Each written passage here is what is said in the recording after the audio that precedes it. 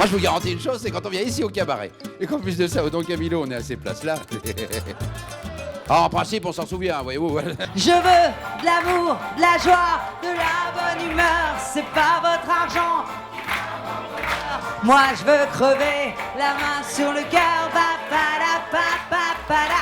L'autre soir, après la victoire face à la Finlande, ils ont interviewé Ribéry, ça m'a fait plaisir, parce que pour une fois qu'il y a un intellectuel dans l'équipe de France de football, faut en profiter.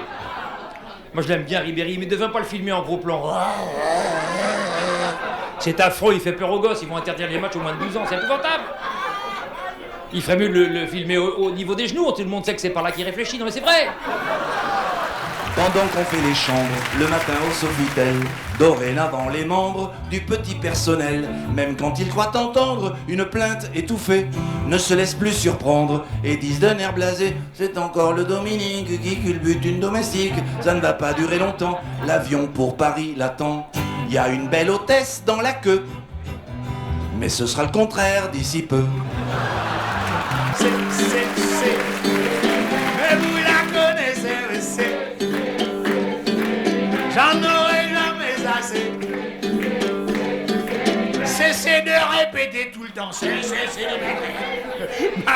Ma mère, une anecdote, dans les dîners très chics, quand la maîtresse de maison se lève en tapant sur le verre, elle dit: Madame, vous qui connaissez très bien, elle parle de ma mère, que les deux communautés, quelle différence faites-vous entre l'homme blanc et l'homme noir? Elle s'amusait à répondre 15 cm. Bonsoir à tous, c'est Nikos. Nikos Aliagas, le seul grec qui a encore du pognon.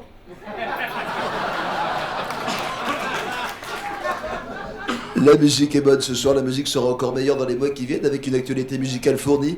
Il y aura notamment la prochaine tournée de Johnny qui démarre bientôt. Je vous rappelle au passage qu'on connaît enfin les premières dates de la prochaine tournée de Johnny. Johnny sera notamment le 17 au CHU de Perpignan. Et le 25 à l'hôpital américain de Neuilly. J'avais 21 ans. Je m'étais retrouvé associé avec des Italiens et pendant 2 ans, j'ai appris le métier et tout, jusqu'au moment où il y avait une mésentente avec mon associé. Mon associé m'a dit « Tu m'achètes mes parts ou je t'achète les tiennes ?» et je lui ai acheté ses parts. Et là a commencé la grande aventure du Don Camillo. De toute façon, tu sais, ce Don Camillo, c'est incroyable. C'est le public, j'ai toujours dit aux artistes, c'est le public qui décide. J'ai toujours dit aux artistes, c'est les artistes qui devraient payer pour passer au Don Camillo. C'est une phrase magnifique de Jean Vergne. Mes premiers spectacles à Paris, c'était au Don Camillo. Et 60 ans, ça, de cette année. 60 ans, il y en est passé en plus. Serge Lama, Léo Ferré, bah oui, puis j'en passe, le Luron. Puis c'était, je me souviens, on me disait, mais tu te rends compte, celle dans Camilo, c'est où sont passés un tel. Jean Verne d'ailleurs le dit régulièrement. Moi, chaque fois, j'ai jamais manqué de dire que j'avais commencé au Don Camilo. J'ai été poussé vers le dîner-spectacle parce que j'avais un animateur qui s'appelait Fifi Baheux, qui était l'animateur du Club des Saints-Pères et qui n'arrêtait pas de me parler chez Tonton de Liberties. Alors, il m'a tellement poussé que, d'un seul coup, j'ai eu l'idée de dire, bon, on va faire un dîner-spectacle. J'avoue qu'au départ, je ne connaissais rien, et Fifi Baheux avait comme ami que j'ai engagé aussi, Raoul Saint-Yves. Tous les deux m'ont mis le pied à l'étrier. Alors, ils ont fait l'ouverture avec Pierre Perret, Hugo Frey.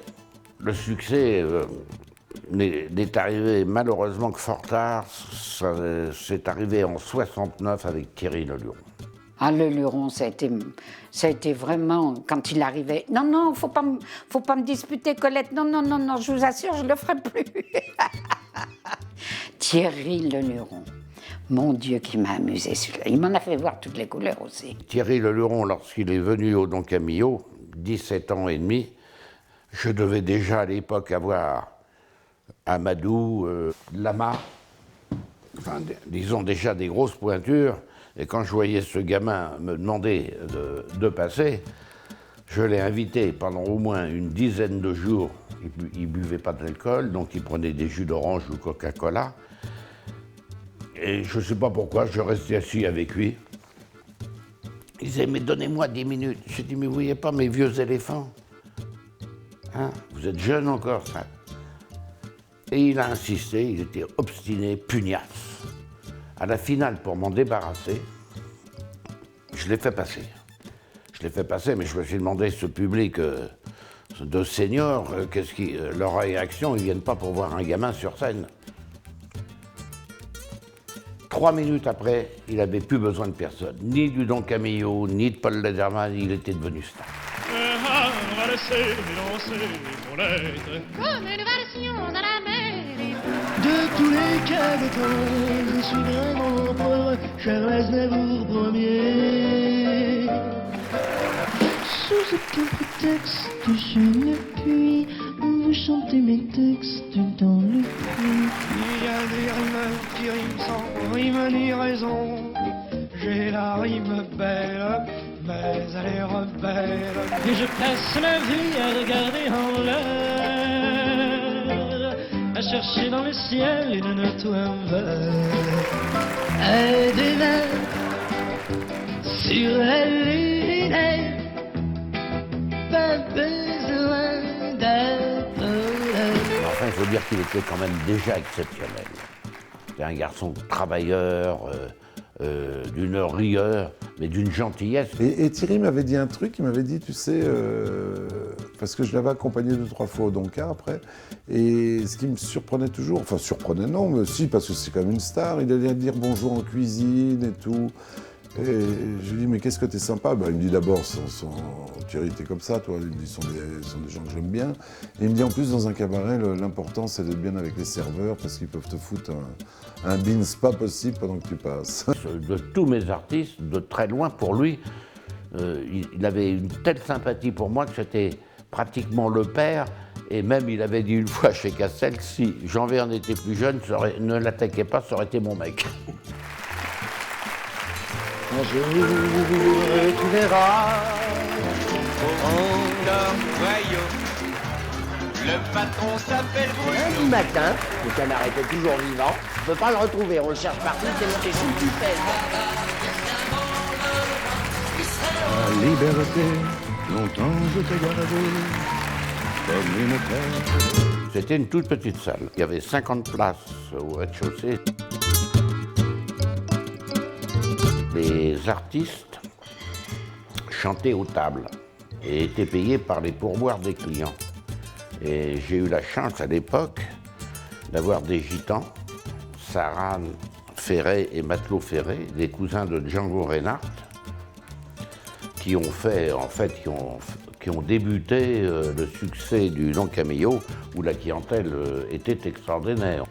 Envers et contre tous, j'ai ouvert le premier étage. Et pour faire monter les gens au premier étage, je suis parti à Naples chercher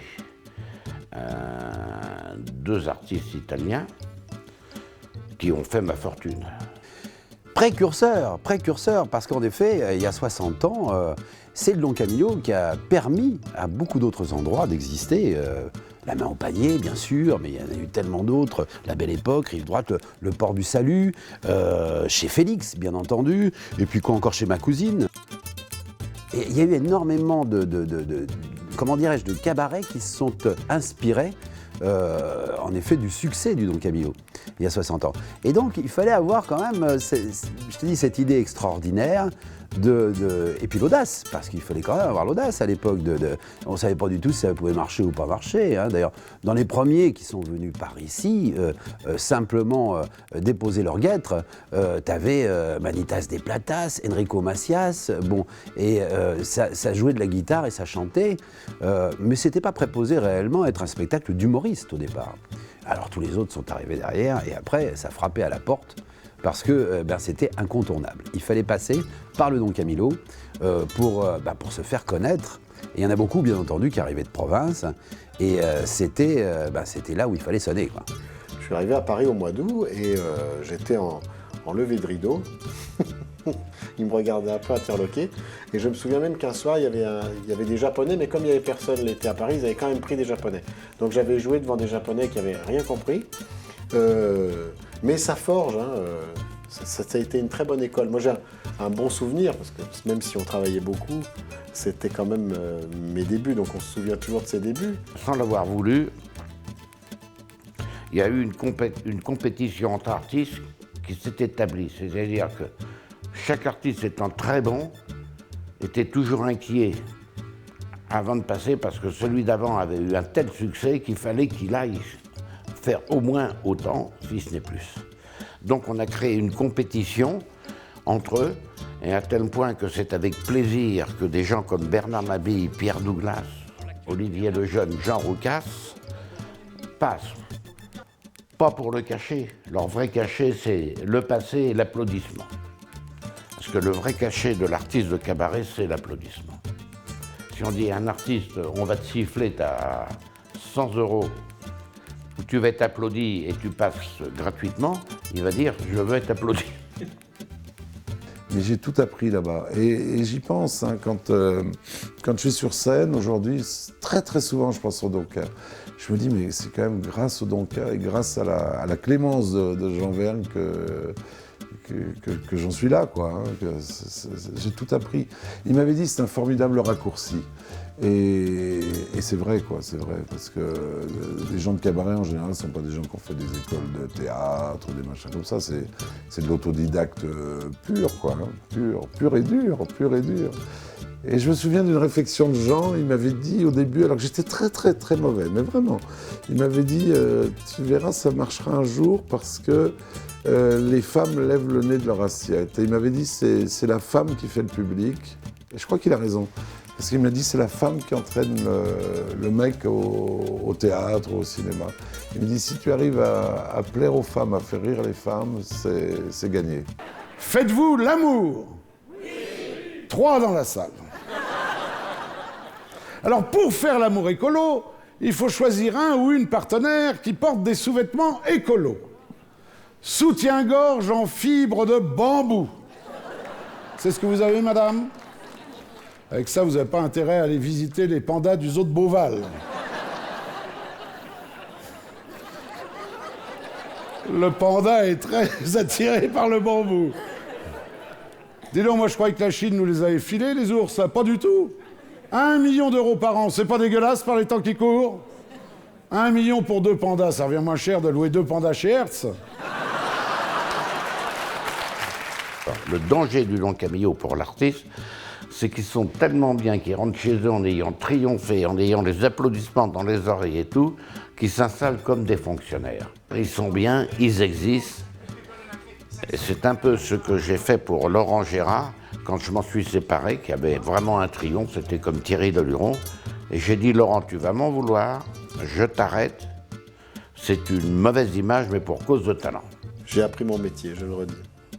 Et puis voilà, c'est un an de ma vie. Laurent Gérard, ça me ferait un plaisir inouï de le voir. Hein. J'adore Laurent. Il a bien réussi. Hein. Ça, c'est merveilleux. Je suis heureuse pour lui. Hein.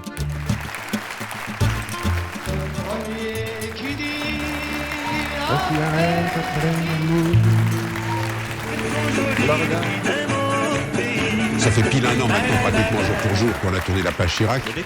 Un homme qui m'a nourri. J'étais gosse dans mon quartier. Ta barrière de froufrou, faut se la faire, mais c'est du Alors, on a eu beaucoup de gens à leur début, hein, c'est pas... dans le premier Don Camillo, j'ai quand même eu Enrico Macias. Je ne vais pas vous donner les cachets, mais c'est tout juste qu'ils ne donnaient pas de l'argent pour passer, parce que les artistes, beaucoup d'artistes, paieraient pour passer au Don Camillo. Que des années de bonheur, sous le signe de l'humour, de la bonne humeur, du partage chaque soir de centaines de personnes qui rient, qui sont heureux de venir découvrir le spectacle du Don Camillo. J'ai pas le regard de Spike Lee, j'ai pas le génie de De Vinci, j'ai pas les pieds sur terre, la patience de ma banquière, non je n'ai pas ces choses-là. Avec aux commandes toujours ce grand monsieur qui est Jean Verne et qui est à l'origine du Don Camillo et qui est toujours là, présent parmi nous, et c'est vraiment magnifique, quoi. C'est une très très belle histoire et qui continue et qui a encore de belles années devant elle.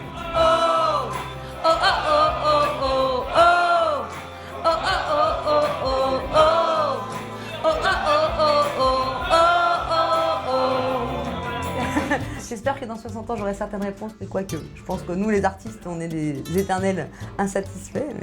Mais bon, en tout cas, encore quelques dizaines d'années de scène et de bonheur à prendre, oui, ça me dit bien, quoi.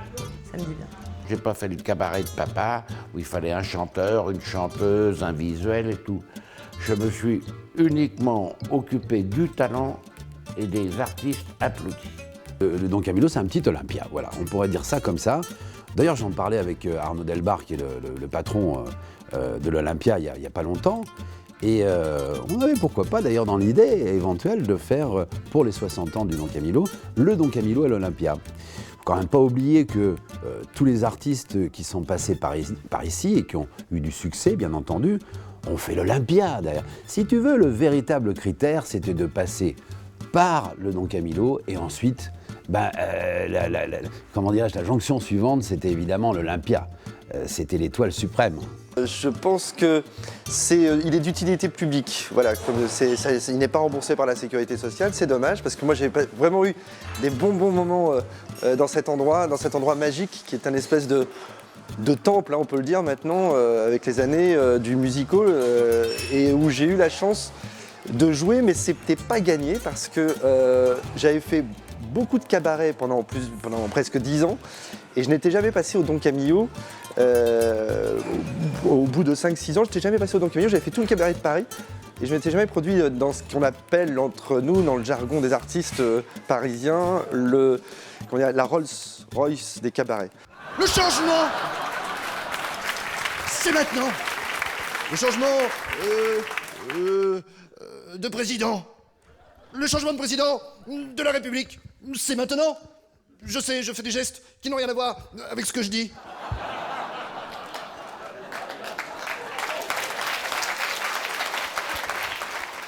Et puis un jour, je venais voir Christine Valère, une imitatrice, en spectacle, et à peine rentrée dans le hall, enfin si on peut dire un hall, le vestiaire du Don Camillo, Sylvain Collaro raccroché me dit « Écoute, ça tombe bien, on vient juste de parler de toi avec Gérard Delallo, on te cherche partout, on voudrait que tu passes au Don Camillo. » Donc voilà, Jean Verne m'a vu, m'a dit « Ah, c'est formidable, il faut absolument passer, vous passez à la fin du programme. » Donc le soir même, et j'ai commencé comme ça au Don Camillo. Le pauvre François Hollande, oh là là, mon Dieu. En plus, on le voit bien qu'il n'a pas fait exprès d'être là avec son petit air de flan au caramel qui hésite sur le tapis rouge. Vous savez, on dirait un touriste égaré un jour de fête du patrimoine. Jean Verne, évidemment, qui m'a donné une chance inouïe et je ne le remercierai jamais assez. Mais il en a donné à une quantité d'artistes absolument incroyables. Incroyables. Et vraiment que des gens de talent. C'est incroyable aussi, parce qu'on pourrait se dire, bon, il y en a eu des mauvais, j'en compte pas.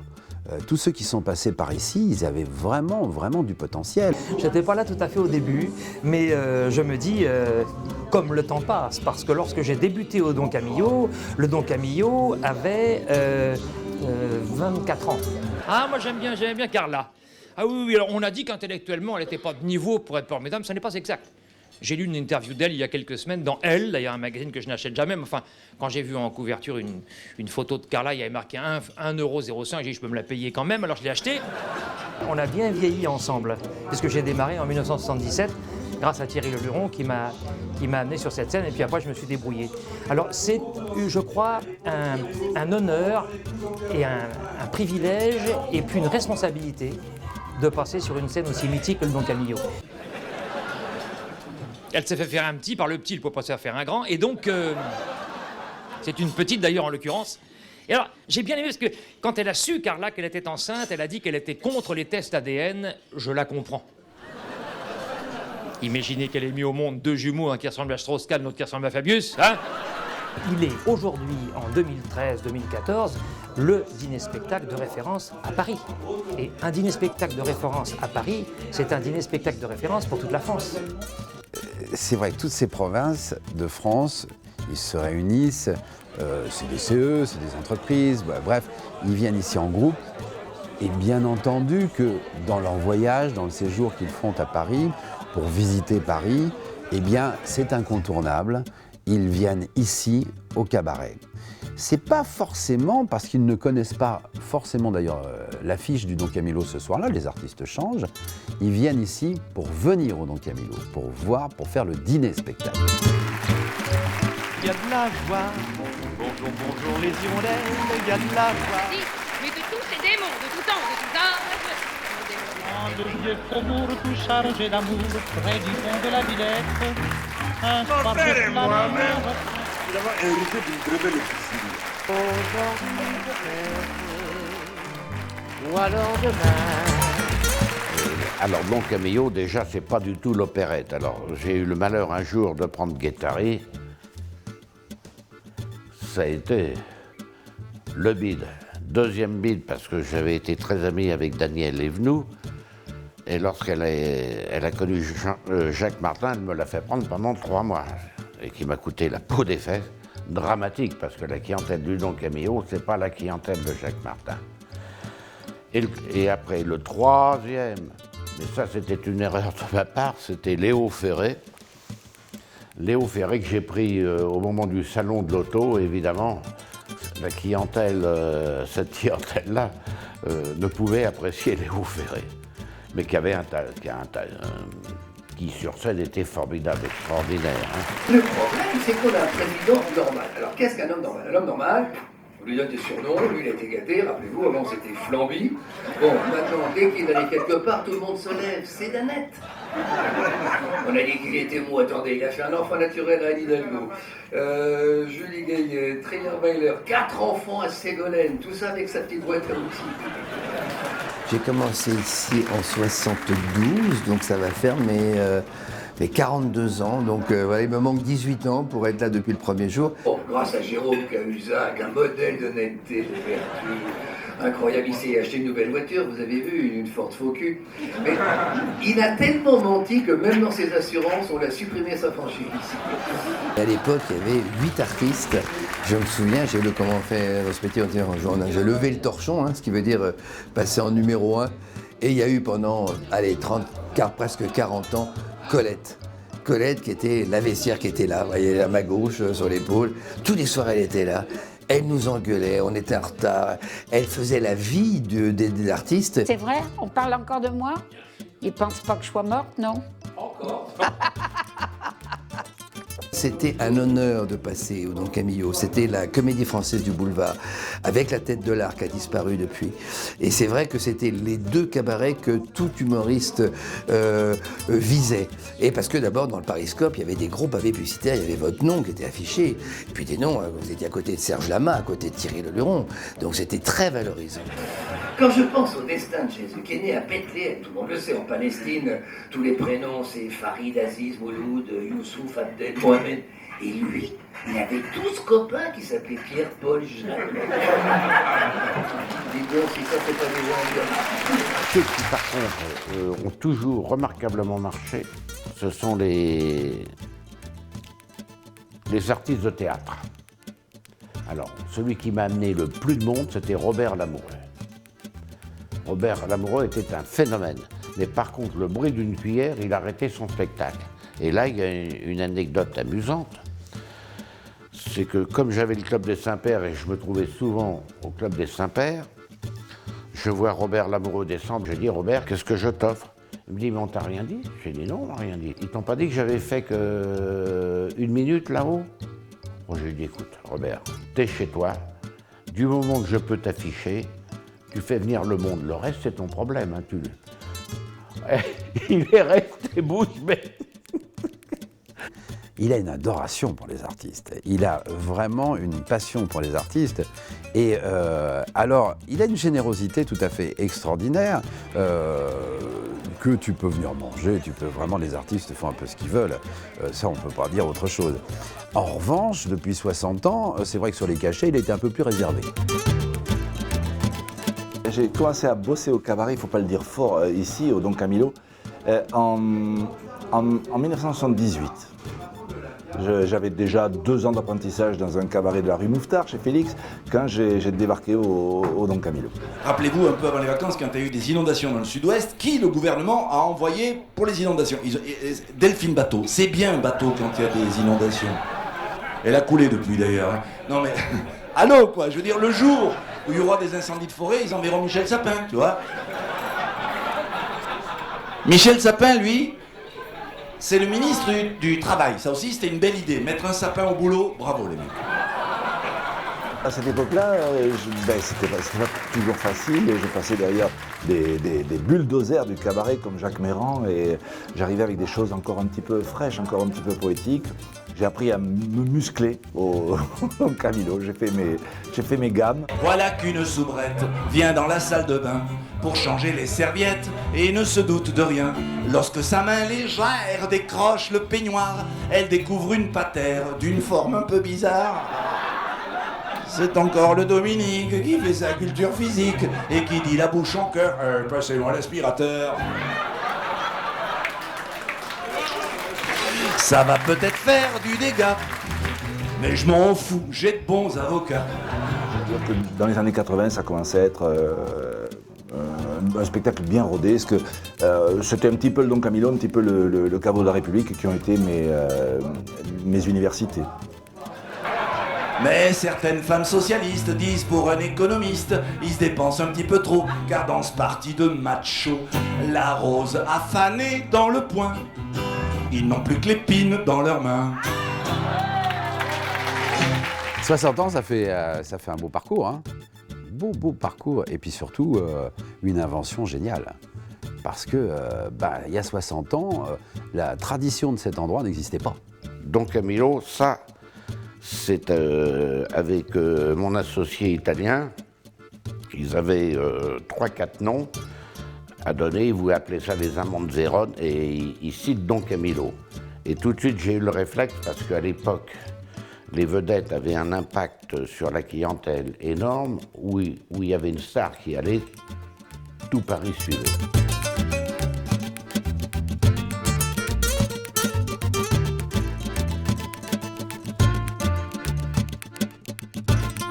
Dîner-spectacle. Alors, comme je te le disais, c'est quand même le seul cabaret à l'époque qui mélangeait le dîner au spectacle. Jean Amadou avait cette phrase extraordinaire, il disait « il ne faut jamais passer pendant le homard ». Parce qu'en effet, tu imagines bien que les gens avec leurs petites pinces, leurs machins, etc., avaient la tête plongée dans le homard et ne s'occupaient pas du tout de ce qui se passait sur scène. J'ai commencé avec les homards, c'est très dur, hein. Quand t'as pas un bon tour, lutter contre un homard à peine décongelé, c'est très très dur, si les mecs ont un mal fou à le casser. Après, j'ai fait la viande, tu sais, le roast beef, pommes de terre, salade. Après, j'ai fait la part de brie. Après, le dessert, l'omelette norvégienne, la fameuse omelette norvégienne. Puis après, je suis passé après les additions. Il n'y avait pas de bonne place à l'époque pour passer. Parce que soit on était en début de spectacle, et puis il y avait le bruit des couverts, puis ils bouffaient, et puis bon, ils ne se souciaient pas trop de ce qui se passait. Après, ils commençaient un peu à être avinés. Et puis après, on se disait, bah tiens, à la fin, ça va, ils vont écouter. Non, il y avait à l'époque les machines pour les cartes bleues qui faisaient un bruit de mitrailleuse, comme ça. Pendant que Jean Vallée chantait, ça lui faisait une deuxième rythmique. L'amour, c'est tellement fantastique, ça met le bonheur en musique. 17 ans de Don Camillo, c'est énorme, c'est 2 tiers de vie, quoi. C'est parfois très long, c'est parfois très court, c'est spécial. Je ne pourrais pas évoquer quoi que ce soit de ma carrière en évoquant le Don Camillo, ça c'est pas possible. Il y a des jours comme ci, il y a des jours comme ça, il y a des jours comme ci, comme ça. Je crois qu'au Don Camillo, j'ai fait 2 choses importantes. J'ai fait une très bonne c'est d'y passer, et j'en ai fait une mauvaise, c'est d'y rester. Des jours où ça va caca, il y a des jours comme ci, il y a des jours comme ça, il y a des jours comme ci, comme ça. si nous savions dans le showbiz, nous serions tous en Rolls.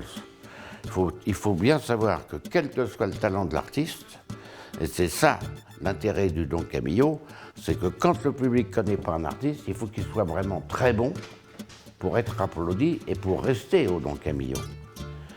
Donc j'ai eu des ratés, mais ces ratés, je ne les regrette pas, parce que quand les gens ne seront pas connus, ils n'amènent personne. Ils n'amènent personne. Donc on travaille, ce sont les artistes connus qui, en quelque sorte, font connaître les autres.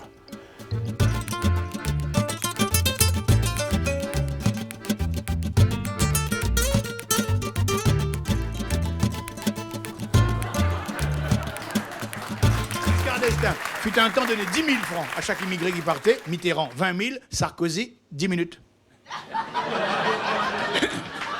Qui l'eût cru? Sarkozy, fils d'immigré hongrois, marié à une italienne. Double Axel. Et je viens de voir la date, en 1987. Novembre 87. Don Camillo. Vous remarquerez, au restaurant chinois, le serveur te sourit tout le temps. Il doit savoir ce qu'il met dans les nems.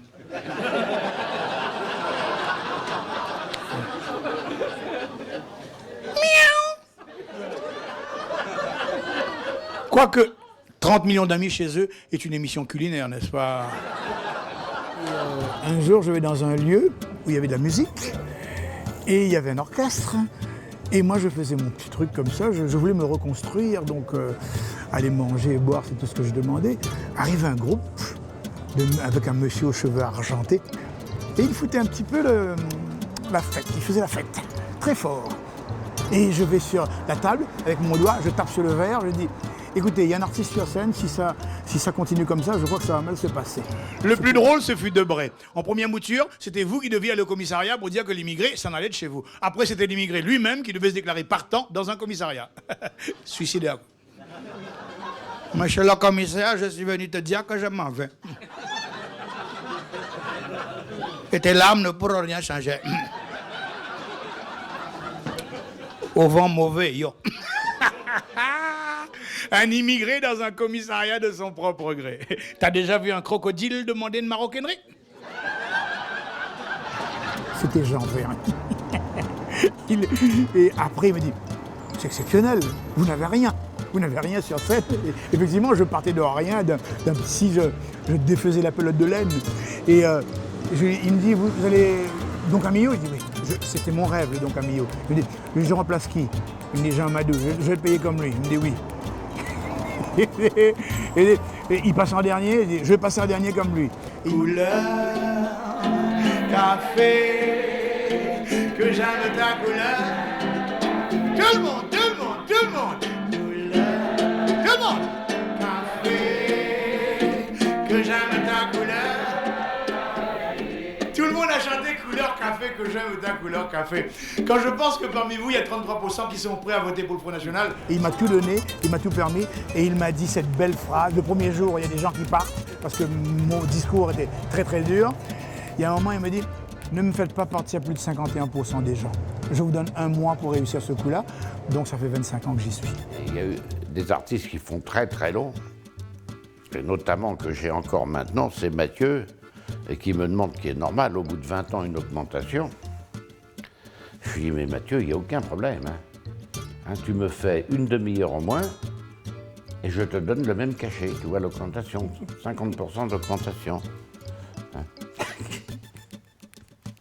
Je suis rentré assez tard au Don Camillo. C'était drôle parce que j'avais passé l'audition dans les années 70, je crois que c'était même en 74, en mai 74. Et j'avais été pris et je suis monté sur cette scène pour la première fois en avril 86.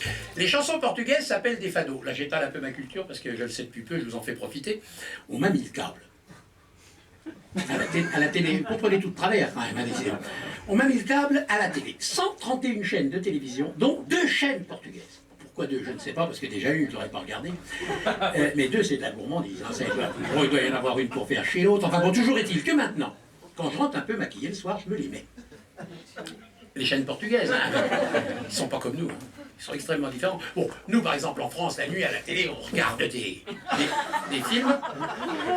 Là, au Portugal, pas du tout. La nuit, à la télé, au Portugal, il y a là des fados. Si vous voulez, c'est moins... Enfin, c'est différent. Pour celles et ceux qui ne savent pas, c'est les fados, c'est les chansons tristes.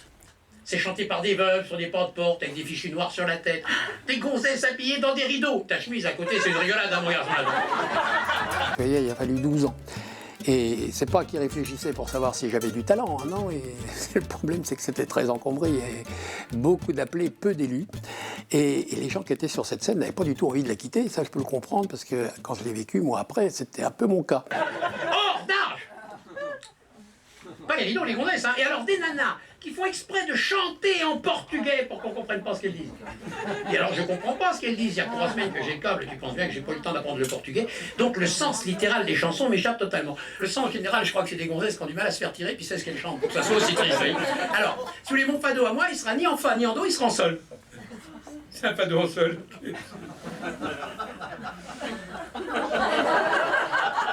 T'inquiète pas, hein, quand tu les comprends pas, on te les compte pas. Hein. Mais comme c'est portugais, ça fait sol, ciré. Oh, ne m'encouragez pas, il y a des facilités là-dessus. On y va?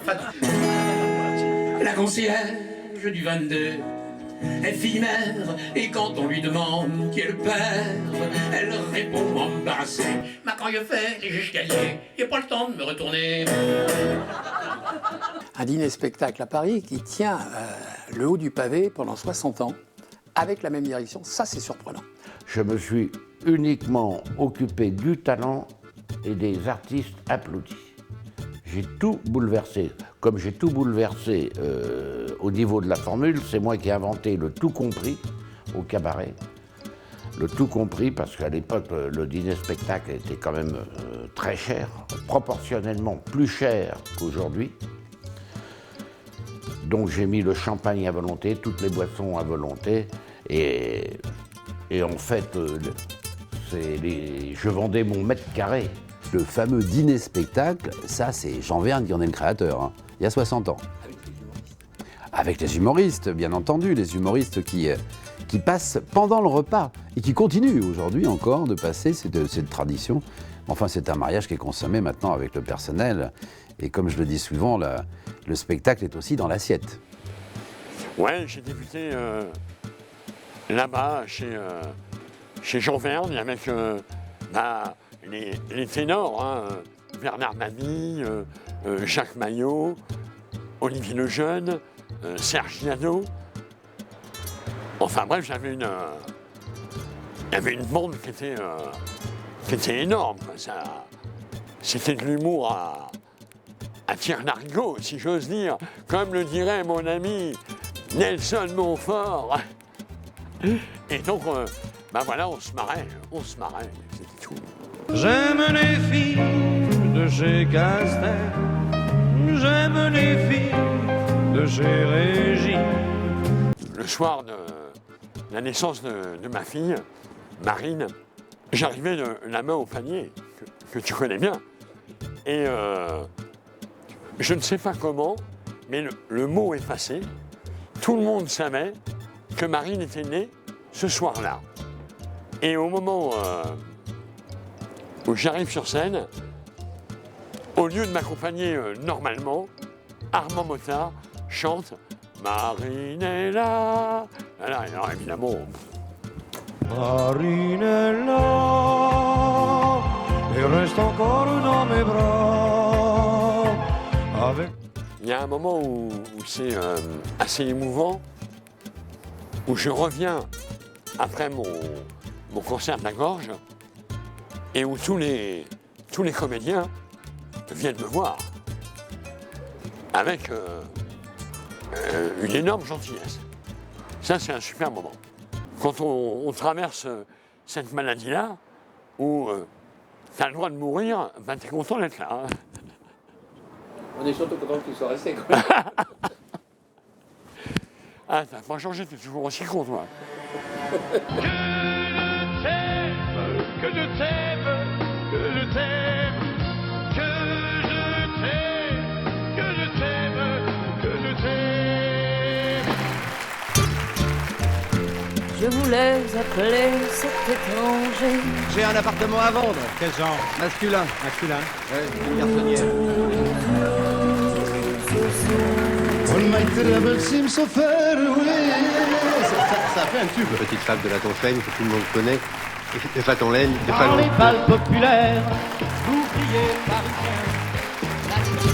Et alors mon problème aussi, c'est que nous disposons d'environ 3 heures, 3 heures et demie de scène, et qu'il faut bien considérer que chaque artiste bénéficie de la gloire du Don Camillo, et pour moi, les 20 minutes ou la demi-heure qui passe vaut très cher.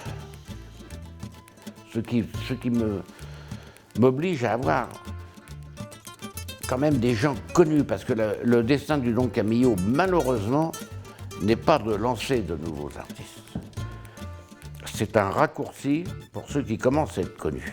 J'ai vu des gens formidables, je pense à Jean Vallée qui chante merveilleusement bien. Là en ce moment il y a un petit imitateur que je trouve formidable, c'est Dominique Jamais. Yann Jamais. Ah oui, Dominique Jamais c'est le journaliste. Yann Jamais, enfin, j'ai vu débuter Ruquier, j'ai vu débuter Girard, j'ai vu débuter Brunner. Qu'est-ce qu'il est gentil, Brunner. Alors les autres aussi d'ailleurs, mais je les ai vus débuter là, quoi. Ce qui est con, c'est que Jean n'a jamais... Parce que c'est pas un homme d'affaires, Vergne. C'est un poète, un artiste, moi je le prends comme ça. Mais imagine s'il avait, à l'époque, filmé tous les gens qui ont débuté chez lui, mais... Oh là là là là là là là, il avait la moitié de l'INA, quoi. Mais ça, non, ça... Non, ils sont fous. Quand la musique est bonne, quand la musique donne, quand la musique... Je me fais des piqûres de rappel régulièrement pour me dire que c'est quand même un privilège, un luxe d'être au Don Camillo tous les soirs ou presque. Tu sais, moi, je vais te dire, moi on m'aurait dit, il y a une dizaine d'années, on m'aurait dit que je serais au Don Camillo tous les soirs. J'aurais été, pour moi c'était inaccessible si tu veux. Déjà, moi, un de mes rêves dans ma vie, dans ma carrière d'artiste, c'est de passer déjà ne serait-ce qu'une fois sur la scène du Don Camillo pour pouvoir le mentionner plus tard et le mettre sur mon CV. On aurait pu se dire tout ça ailleurs qu'au kebab d'en bas. C'est vrai que c'est pas très cher, c'est même une bonne affaire. Pour le prix d'un repas, j'ai dégueulé 2 fois. C'est énorme, c'est hallucinant. 60 ans de cabaret, si tu réfléchis bien. 60 ans de cabaret, si tu veux, si tu réfléchis aujourd'hui, de nos jours, c'est quand même hallucinant. C'est vrai. Il y a tellement de cabarets qui ne sont pas arrivés jusque-là, c'est énorme. Lorsque le temps venu d'aller prier pour mon salut, Mathilde est revenue. Je ne savais pas que le métier de présentateur en fait n'existait pas. Et je ne savais même pas s'il existait du reste. Il a fallu qu'on m'en convainque. Mais je passais régulièrement devant le Don Camillo pendant des années. Je suis passé devant en me disant tiens, c'est un cabaret, parfait. Je voyais les affiches des uns et des autres. Eh bien, nous fêtons, peut-être que vous ne le savez pas d'ailleurs, nous fêtons le 60e anniversaire de ce cabaret. 60 ans, et quelque part 60 ans, ça s'applaudit un petit peu tout de même. Je me suis retrouvé entre les mains de Jean Verne qui m'a projeté, si tu veux, dans cette image-là, de me dire bon, bah tu vas présenter le spectacle. Je pourrais même te dire qu'il m'a dit bon, tu vas présenter le spectacle. C'est un spectacle d'humour, bien sûr, ceux qui sont déjà venus le savent.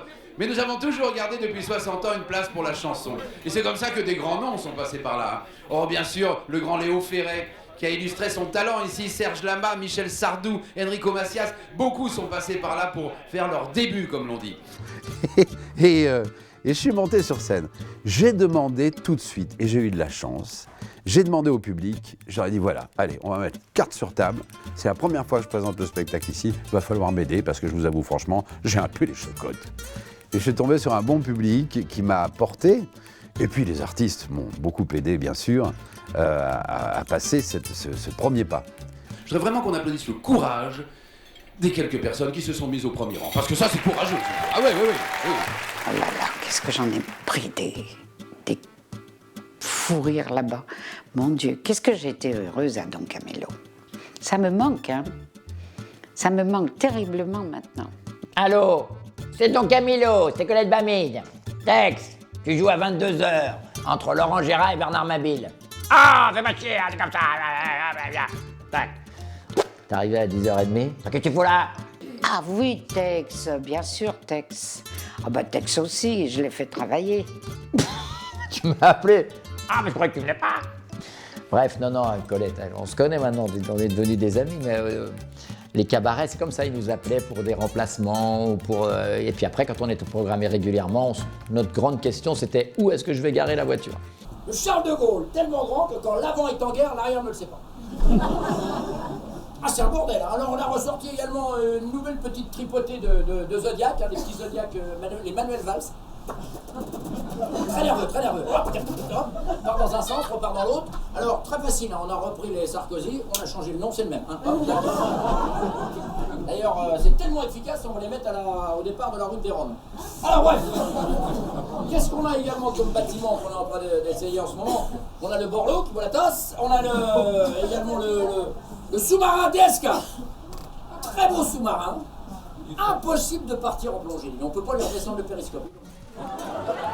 On se faufilait entre les cuisines, les odeurs, les gens.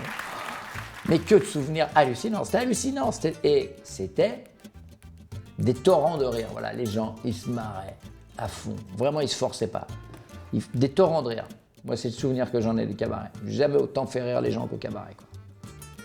Tu sais, dans les épisodes, il y en a de nombreux, bien sûr. On ne peut pas ne pas évoquer Gainsbourg, le voisin. Gainsbourg, rue de Verneuil, là, juste à côté, son mur est encore rempli de graffitis. Enfin bon, je suis allé visiter la maison de Serge il n'y a pas très longtemps d'ailleurs. C'est très, très émouvant parce que tout est resté en place et il est vraiment dans la maison. Je te garantis que c'est même impressionnant. Quand tu rentres, tu parles doucement. Tellement tu as l'impression de déranger quelque chose. Mais il était surtout le voisin, donc direct de Jean Verne, puisqu'ils partageaient le même jardin. La boîte de nuit du Club des Saints-Pères était juste en dessous de l'appartement de Jean Verne.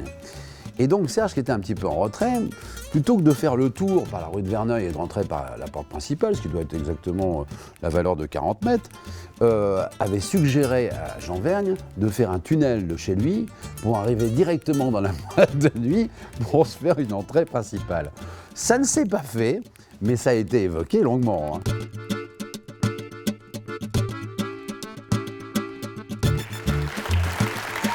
Absolument, je ne comprends plus rien. Et même des fois, je me demande, tellement je ne comprends plus rien, je me demande si je ne suis pas devenu con. Voilà, je le sens. Là, ça se voit, mais je le sens. Merci, ça fait plaisir. Attention, c'est des fois les gens qui croient que je suis con parce que je fais le con. Non, moi je suis vraiment con. Et ça ne me dérange pas, je suis habitué, là, ma famille a fait ça. Le plus fort, c'est mon beau-frère. Bon, c'est facile pour lui, les gendarmes. Voilà, moi je viens de Toulon, je suis monté à la capitale il y a 6 ans, 7 ans maintenant. Voilà, j'ai un parcours un petit peu atypique puisque je ne suis pas un chansonnier. Je viens du café-théâtre et du théâtre, donc c'est bien que ça apporte un petit truc nouveau, un petit peu sur le spectacle du Don Camillo.